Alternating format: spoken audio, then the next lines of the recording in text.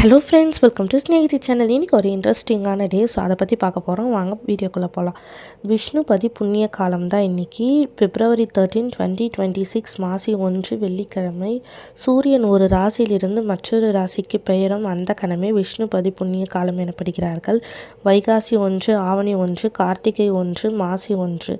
விஷ்ணுபதி புண்ணிய காலம் ஆண்டில் 4 நாட்கள் மட்டுமே வரும். பெரும்பாலும் உடைய மிகச் சிறப்பான நாள் இது. ஏகாதசி விரதத்தை விட பல மடங்கு உயர்வானது. வழிபடும் முறை. வழிபடும் நேரம் காலையில் அதிகாலையில் 4:30 முதல் காலை 10:30 வரை. முதலில் கொடிமரத்தை நமஸ்காரம் செய்ய வேண்டும்.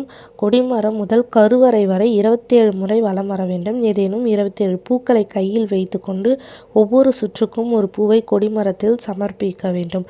ஒரே ஒரு நியாயமான கோரிக்கையை மட்டும் வைத்து ஓம் நமோ நாராயணா மந்திரத்தை சொல்லிக்கொண்டு வலம் வரலாம். அடுத்த 3 விஷ்ணுபதி புண்ணிய காலம் வருவதற்குள் நம் கோரிக்கை நிறைவேறும் என்பது ஐதீகம். பித்ருதோஷ நிவாரணம், பாவ விமோசனம், குடும்ப வளர்ச்சி, குழந்தைக பாக்கியம் மற்றும் வாழ்வில் உள்ள தடைகள் நீங்கப்படும் என்று சொல்லப்படுகிறது. உங்களுக்கு இந்த வீடியோ பிடிச்சிருந்தா மறக்காம சேனலை சப்ஸ்கிரைப் பண்ணிடுங்க.